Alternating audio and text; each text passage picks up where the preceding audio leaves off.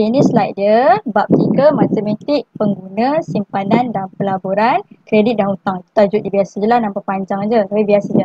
3.14 hari ni kita akan khusus pada membanding dan membeza potensi, risiko, ulangan dan kecairan pelbagai jenis simpanan dan pelaburan. Okey, tak apa. Dengar macam panjang, tak ada apa pun.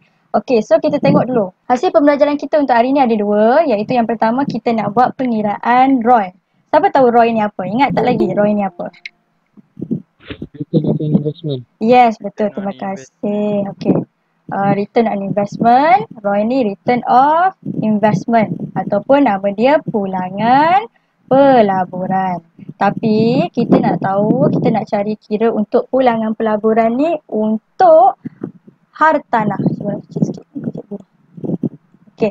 Hartanah pada latihan yang diberikan. Nanti akan ada latihan, kena buatlah. Okey. Dan yang kedua, kita nak bina jadual pembandingan potensi risiko, pulangan dan kecairan pelbagai jenis simpanan dan pelaburan dengan cepat.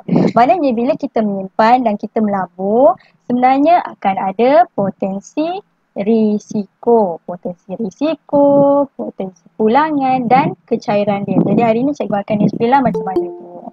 Okey, kita masuk pada HP1. Okey, jadi kita masuk pada HP pertama. Tapi sebelum cikgu masuk pada HP pertama, cikgu sempat buat sekejap mind map untuk apa yang kita dah belajar. Mesti kamu dah lupa kan? Kan cakap kamu, cikgu pun lupa macam mana kan? Apa yang kita dah belajar. So, kita tengok dulu sikit apa yang kita dah belajar. Okey, kalau ada yang tak faham, terus celah je cikgu bagi tahu. Okey, so ini bab 3. Kalau kita tengok bab 3 MP ni matematik pengguna lah. Simpanan dan pelaburan dan kredit dan hutang. Ini yang kita belajar. Iaitu ini yang pertama, iaitu simpanan dan pelaburan. 3.2 kredit dan hutang. Kredit dan hutang kita tak sempat belajar lagi. So kita terus pergi kepada simpanan dan pelaburan dulu. Simpanan dan pelaburan kamu tengok ada pecah pada dua ni kan. Simpanan ada 3. Akaun simpanan tetap dan akaun semasa. Manakala pelaburan pun ada 3. Saham, amanah saham dan hartanah. Okey, untuk simpanan hari tu kita dah belajar tentang faedah mudah dan faedah kompaun. Cikgu ada bagi kerja sekolah itu kan, kamu buat dalam 10 soalan untuk faedah mudah. Iaitu kita pakai formula I equal to PRT. Untuk faedah kompaun pula, kita belajar kalau nak cari investment dia, I equal to MV tolak P. Okey, macam mana pula MV? MV ni boleh someone bagi tahu formula dia apa? Cuba tengok balik buku nota kamu. Formula untuk MV ni apa? P. P. Lepas tu? Dalam kurungan. 1 Tambah tambah R per N. R per N Kurung NT. per NT. Okey, terima kasih yang tolong cikgu. Terima kasih. Ya, kenapa Arif? Arif yang cikgu. Tak apalah Arif, nanti cikgu tengok kamu. Okey, so ini adalah untuk faedah kompaun. Kita belajarkan MV sama dengan P 1 tambah R over N NT. Jadi kita nak cari investment dia, kita buatlah MV tolak principal. Okey MV. Lepas tu kita pun masuk pada pelaburan. Hari tu sempat kita buat sekejap latihan dalam buku hijau ni. Iaitu tentang saham, amanah saham dan hartanah. Dalam pelaburan, kita tak panggil faedah. Kita panggil ROI, Return of Investment. Ataupun nama dia pulangan pelaburan. So, formula dia adalah jumlah pulangan bahagi dengan nilai pelaburan awal darab 100%. Okey, hari tu kita sempat buat sekejap dalam buku hijau tentang kita ambil daripada amanah saham. Kamu ingat tak yang cikgu bagi tahu untuk dekat atas ni yang ramai hari tu pening, dekat jumlah pulangan ni kita akan ada untuk saham ada 3. Sama ada dividen, tambah ataupun tambah share bonus ataupun keuntungan modal. Ingat tak? Kita buat dalam buku hijau. Ya. Ingat kan? Cumanya hari tu kan ada yang pening sikit tentang share bonus ni. Yang mana share bonus ni kan kamu kan ada soalan yang dia menggunakan bonus untuk membeli pelaburan. Jadi kita akan tentukan share bonus ni yang mana satu kan? Jadi kamu kena hati-hati kat situ. Jadinya hari ni kita dah buat saham dengan amanah saham ni sama je. Jadi hari ni kita akan belajar sedikit macam mana nak kira ROI untuk hartanah. Tapi untuk ROI bagi hartanah, dia bukan lagi dividen, share bonus ataupun dan keuntungan modal. Dia hanya ada 2 saja, iaitu sewa dan keuntungan modal. Maknanya dekat atas ni bahagian jumlah pulangan untuk hartanah hanyalah sewa plus dengan keuntungan modal. Okey, setakat ni clear apa yang kita nak belajar? Clear cikgu. Clear. Okey, alhamdulillah. Okey, alhamdulillah. So cikgu terpaksa buat ni dulu. Supaya ke mesti dah lama tinggal dengan raya lagi apa lagi. So takut terlupa. Okey, jadi kita sekarang ni HP pertama kita nak buat pengiraan ROI bagi hartanah. Okey, ni cikgu tunjuk contoh dulu. Contoh pengiraan ROI bagi hartanah. Okey, mula-mula kita tulis dulu ROI, dia punya formula adalah, yang ni tengok dulu cikgu tunjuk. ROI sama dengan, apa tadi formula dia? OneNote. Jumlah pulangan. Kelas kita sejam ke sejam setengah? Sejam. Oh, sejam eh? Sejam setengah ke sejam? Setengah. Sejam setengah. Siapa yang cakap sejam tu? Nilai pelaburan awal. Sabar ya. Okey, nilai pelaburan awal. Okey, darab dengan 100%. Ini formula dia. Jadi kita tengok dulu dalam jumlah pelanggan, macam cikgu bagi tahu tadi, dalam jumlah pelanggan kamu tengok dulu ni, nanti kamu kena buat sendiri. Okey. Ada soalan dia. Dalam jumlah pulangan ni, dia ada yang pertama sama ada sewa dan tambah dengan keuntungan modal. Keuntungan modal. So kita tengok kat sini soalan dia. Nazmi membeli sebuah kedai dengan harga RM250,000. So itu dia membeli. Ada kat sini satu. RM250,000. Pada tahun 2015, beliau mula menyewa kedainya dan mendapat sewa RM1,500 sebulan. Bermula Januari 2015. Nazmi menjual kedainya pada bulan Januari 2017. Kena tengok 2017 dengan 2015. Dengan harga RM300,000. Berapakah nilai pulangan pelaburan Nazmi? Maknanya soalan minta tentang ROI. Okey, so kita sambung pada kita nak cari nilai ROI kan? So dekat sini kita nak masukkan jumlah pulangan. Dia kena ada sewa dan keuntungan modal. Tengok, Nazmi membeli sebuah kedai 250. So itu adalah nilai pelaburan. Keluarkan maklumat dulu. Nilai pelaburan adalah dia beli dengan harga RM250,000 pada tahun 2015. Beliau mula menyewa. Tengok dekat sini ada sewa. Sewa dengan harga RM1,500. Kita tulis dulu. Sewa dia adalah RM1,500 untuk sebulan bermula Januari. Nazmi menjual kedainya pada bulan Januari 2017 dengan harga RM300. Ni dijual. Maknanya ini adalah keuntungan modal lah. Keuntungan modal. Keuntungan modal ni macam mana nak kira? Okey, mula-mula dia beli dengan harga RM250 tapi dia jual dengan harga RM300,000.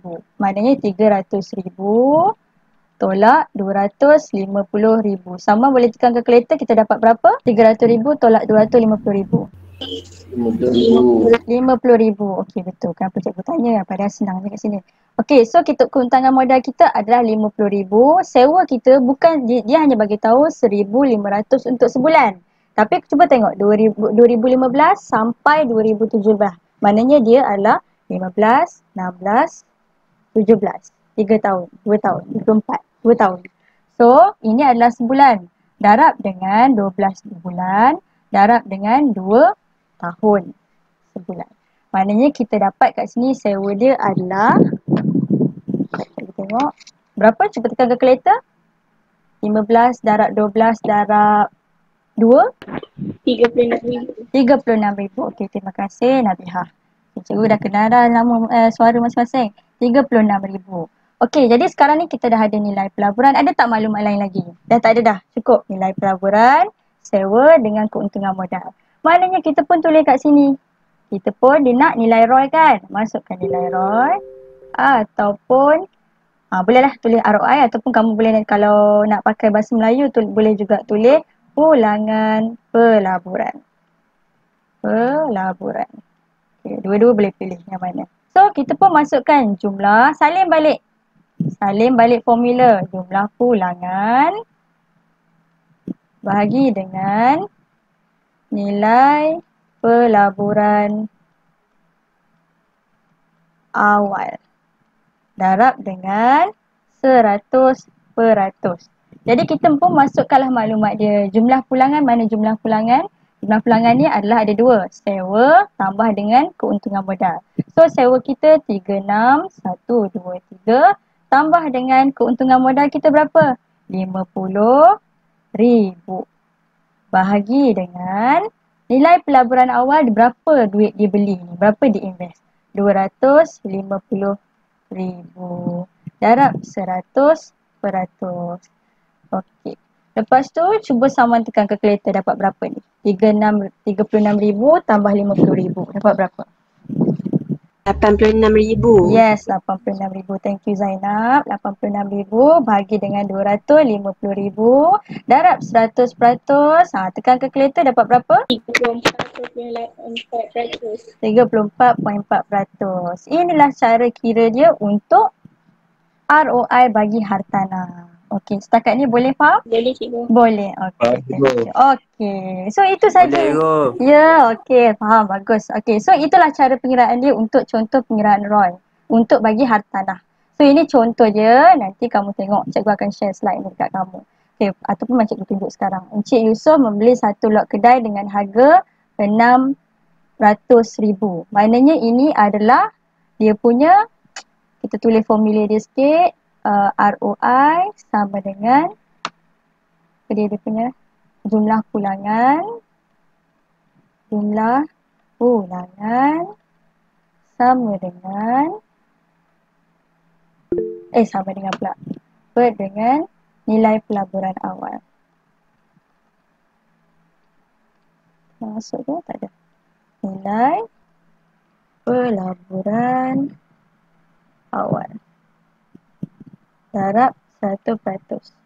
Okey.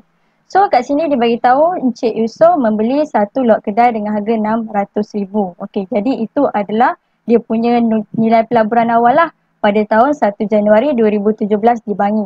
Beliau telah membayar 10% daripada nilai belian lot tersebut sebanyak 60,000. Okey, tengok 60,000. Ada maklumat lagi dia bagi tahu 60,000. Lot kedai tersebut disewakan mulai 1 Januari. Okey, ada masa dia tempoh dia 1 Januari. Pada 31 Disember 2026, beliau menjual lot kedai tersebut. Tengok tempoh dia Januari 2017, 2018, 2019, 2020, 2021, kira sampai 2026. Dengan harga 1,300,000. Jumlah pinjaman masih berhutang kepada pihak bank 486,000, manakala jumlah ansuran bulanan yang telah dilunaskan kepada pihak bank 450,000. Cas-cas lain terlibat dalam urusan jual beli adalah seperti berikut. Ada bateri. So tengok, ini dah kalau contoh ke atas cikgu tunjuk, maklumat tak banyak. Tapi bila dah masuk pada soalan yang sedikit complicated, maklumat dia dah jadi banyak. Dia ada kos guaman, ada duit stamp, ada commission untuk ejen. Tak apa, jangan bimbang. Yang penting, dia punya formula ini saja. Ini saja. Cuma kadang-kadang maklumat tu perlu dimasukkan di dalam dekat bahagian part sini. Yang mana part sini adalah sewa. Ini ni, kita kena ada sewa dan keuntungan modal. Ada yang nak masuk. Baris. Okey.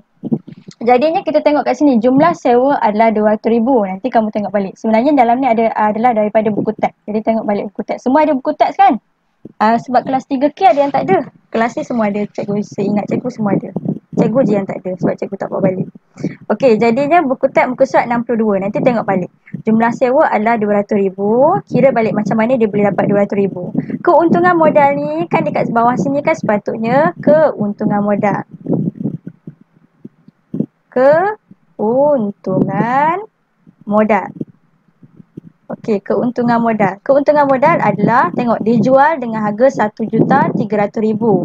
Tapi dia tolak dengan harga 486,000. Dari mana dia dapat ni? Cuba tengok balik kat mana. And then tolak dengan 60,000 ni, sebenarnya dekat mana 60,000? Kira balik, tolak 15,000 ni dekat charge ni. Kos guaman, ini adalah kos guaman. Ini adalah duit stamp. Ini adalah commission agent. Dan ada beberapa maklumat yang ditolak. Semua ni maklumat ni ditolak dekat keuntungan modal. Bila dapat keuntungan modal, jumlah pulangan adalah kita kira balik sewa, ini yang sewa tambah dengan keuntungan modal. Keuntungan modal. Bila dapat ni, ini nilai yang kita dapat untuk dekat atas formula ni. Keuntungan modal. So, masukkanlah dalam formula nilai pulangan pelaburan, jumlah pulangan modal,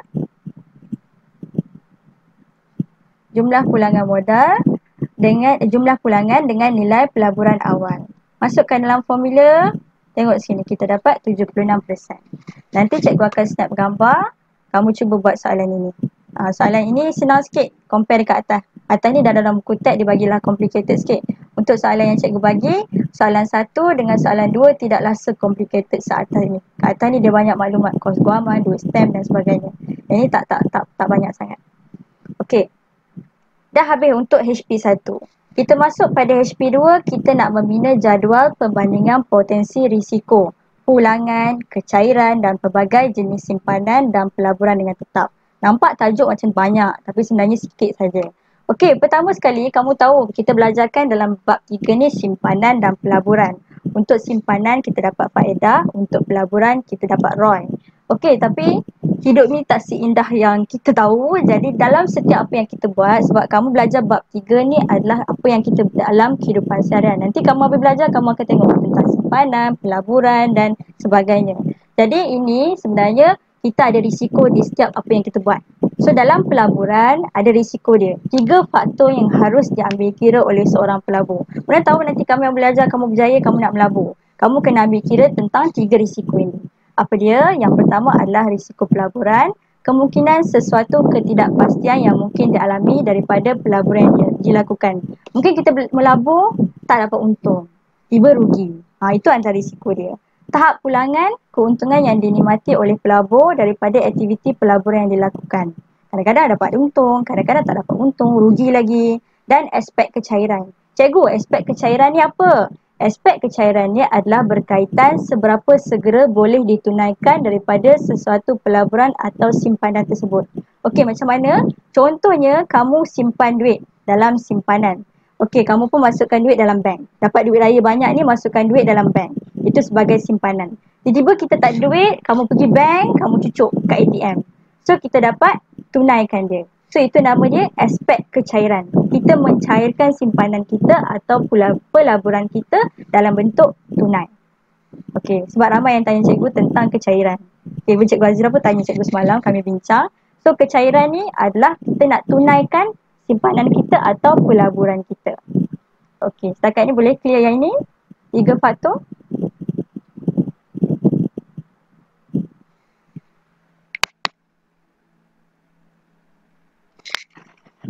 Okay, so cikgu clear, semua clear lah kan?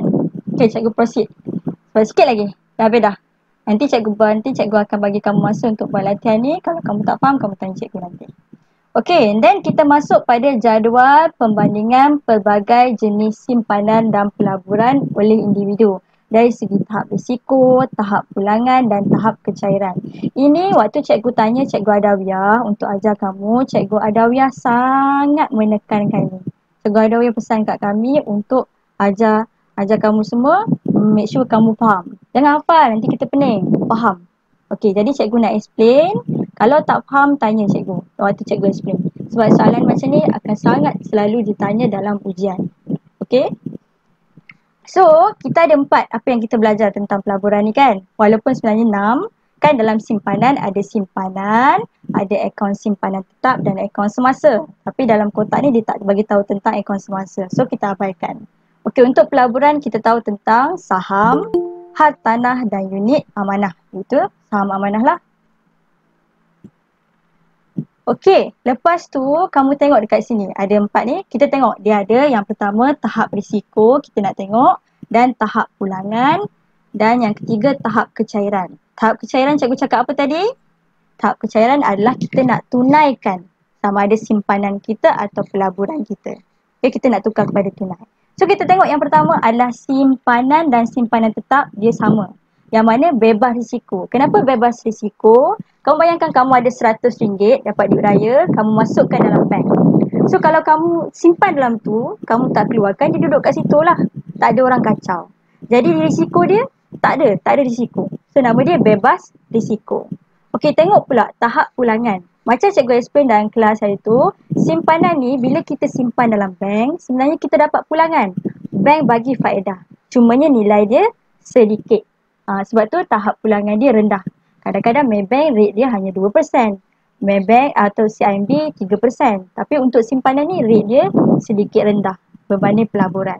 Tahap kecairan pula tinggi. Memanglah bila kita simpan duit dalam bank, kita masukkan duit dalam bank, bila kita rasa tak ada duit, kita pergi je lah cucuk duit dalam bank tu. So dengan segeranya kita dapat tunaikan dia. So tahap kecairan dia adalah tinggi. Okey, untuk simpanan dengan simpanan tetap. Sampai sini clear?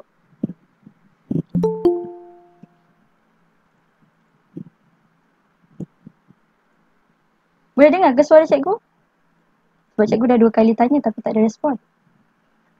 Boleh. Boleh, okey. Cikgu bukan apa, cikgu takut lain tak ada.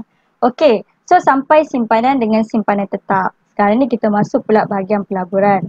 Saham syarikat, hartanah dan unit amanah. Tak apa, yang ni kamu dengar je dulu, cikgu explain. Okey, sebab ni teori.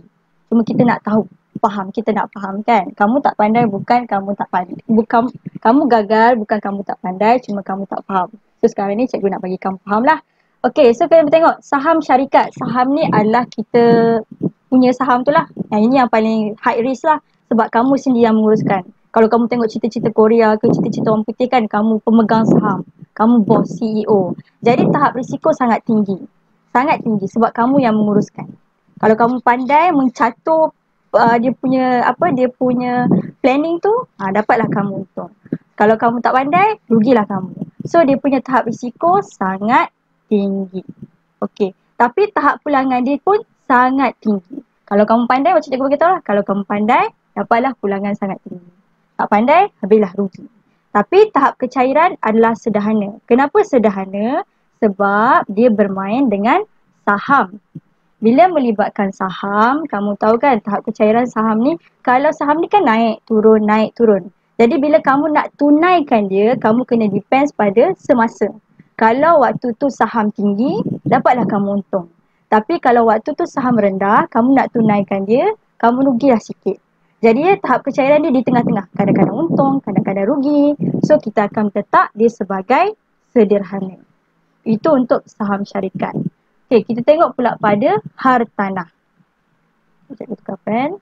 Okey, untuk hartanah, tahap risiko dia adalah rendah. Sebab hartanah ni ibaratnya kamu bayangkan kamu beli rumah ataupun beli tanah. Jadi risiko dia tak ada apa pun. Cumanya risiko dia hanya melibatkan kalau kamu tersalah beli di tempat-tempat macam tempat banjir macam tu. Tapi risiko dia tidak terlalu tinggi. Kamu tidak berlaku kerugian sangat. Dan tahap pulangan dia sangat tinggi.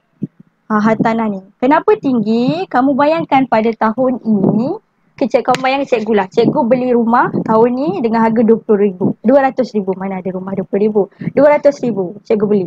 Lepas tu, 10 tahun akan datang, cikgu nak jual rumah tu. Adakah harga rumah tu akan masih RM200,000? Tak. Harga rumah akan bertambah. Harga tanah pun setiap tahun akan bertambah. Jadinya tahap pulangan kita akan lagi tinggi. Sebab tu orang kalau ada duit, belilah tanah, belilah rumah. Sebab nanti kalau kita tak ada duit, pada tahun-tahun seterusnya, kita boleh jual dan kita akan dapat keuntungan dia. So tahap pulangan dia tinggi untuk hartanah. Okey, yang last sekali untuk hartanah, tahap kecairan. Memang susah, sebab tu dia bagi tahu rendah. Kamu bayangkan, kamu beli rumah, kamu yang nak jual beli hari ni, okey cik saya nak jual rumah, siapa nak beli? Dia akan melalui proses yang sangat panjang. Bukannya hari ni saya terus beli, betul bagi duit RM200,000. Sangat payahlah untuk mentunaikan rumah tu. Rumah tu dengan harga RM200,000, kita nak tunaikan RM200,000 dengan keadaan segera. Mustahil. Jadinya dia punya tahap kecairan dia adalah rendah. Okey, dan yang terakhir adalah unit amanah. Okey, ingat kata kunci dia amanah. Maknanya kita mengamanahkan seseorang ataupun satu syarikat untuk uruskan kita punya saham. So tahap risiko dia adalah rendah. Ialah sebab kita tak menguruskan orang yang pandai menguruskan benda tu, saham tu. Jadi risiko dia tidaklah tinggi. Compare dengan saham syarikat ni. Saham syarikat kita sendiri yang menguruskan. Okey, tengok pula tahap pulangan adalah sederhana. Dia sama macam yang cikgu explain. Bila kita nak dapat pulangan ni, dia kena tengok pada tahun lah. Kamu nak jual balik saham tu, kamu kena tengok pada, pulangan ni dia bergantung pada rate. Jadi sederhana. Dan yang terakhir, tahap kecairan bila kita nak jual balik saham kita, ini lagi tinggi. Sebab ini diuruskan oleh syarikat atau individu. Company atau individu kan yang pandai. Maknanya dia mesti akan cari pembeli yang lagi tinggi lah. Pembeli yang pandai untuk nak beli kan. So dia dapat rate tinggi. So itu adalah 5 perkara. Okay, so far clear apa yang cikgu explain? Simpanan tetap, saham syarikat, hartanah dan unit amanah. Kamu ada 3 aspek yang kamu boleh tahu. Tahap risiko, tahap pulangan dengan tahap kecairan. Okay. Boleh? Semua tidur ke? Sabar, kita dah Boleh, habis dah. cikgu. Kita dah habis dah. Okey, cikgu tanya, cikgu saya je tanya. Okey, sebab kita dah habis dah. So, sebab tu cikgu cakap cikgu nak make it short. Jadi apa yang kita pelajari hari ini, apa benda yang kita belajar? Ada 2 perkara. HP1 apa dia? Tak semestinya penuh pun. HP1 kita nak kira tentang, tak boleh cikgu explain kat sini. HP1 kita nak kira tentang ROI untuk hartanah. Yang mana ROI untuk hartanah ni ada pulangan apa? Saya lupa formula dia. Jumlah pulangan. Jumlah pulangan dengan nilai pelaburan awal. Okay, so 2 perkara yang kita belajar hari ni. Iaitu Iris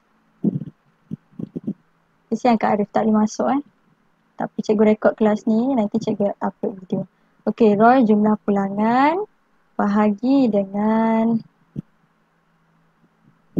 nilai pelaburan awal.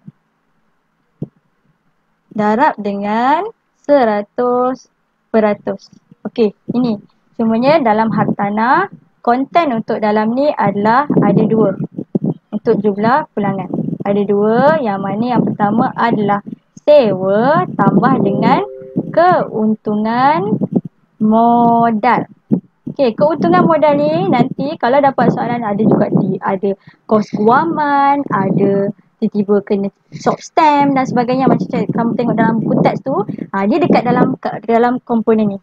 Jangan rasa gelabah, jangan alamak banyaknya yang kamu kena buat. Tak apa. Suara cikgu tak jelas, asyik tersekat-sekat. Semua orang boleh dengar suara cikgu ataupun seorang je tak dengar suara cikgu? Sebab ada yang PM cikgu kata suara cikgu tersekat-sekat. Dengar je kan? Boleh. Okay, so mungkin somebody siapa ni somebody? Somebody. Does anyone know somebody? Okay. So, dekat sini adalah Ifah. Okay, Ifah. Okay, nanti tak apa cikgu rekod video ni, nanti kamu tengok balik kalau tak clear. So, dekat keuntungan modal ni nanti adalah kena tolak sesuatu, ada beberapa komponen. Kalau soalan tu tricky lah, kalau soalan mudah macam contoh yang cikgu bagi ni, dia tak masuk sangat, tak perlulah. Okay, lepas tu itu untuk ROI. Yang kedua, HP yang kedua kita belajar tentang aspek risiko tu. Ada 3 benda. Tahap risiko, tahap pulangan dan tahap kecairan. Tahap risiko, tahap pulangan dan tahap kecairan. Tahap kecairan apa? 3 benda ni untuk apa? Dia dilihat dari segi aspek sama ada simpanan tetap, cikgu short form kan, pelaburan apa? Hartanah, saham dan amanah saham. 5 perkara ni dilihat untuk daripada 3 aspek ni. Aspek risiko, tahap risiko, tahap pulangan dan tahap kecairan. Sekali lagi cikgu explain, tahap kecairan ni adalah kita nak tunaikan sesuatu perkara sama ada simpanan atau pelaburan. Kita nak tunaikan dia. Simpanan tetap, hartanah dan sebagainya lah. Jadi, itu sahaja apa yang kita belajar hari ini. So, cikgu faham kalau cikgu ajar PDPC pun cikgu akan explain teori dulu dan kamu kena buat. So, ini tugasan hari ini. Ada 2 perkara kamu kena buat. Yang pertama adalah latihan pengiraan untuk ROI hartanah.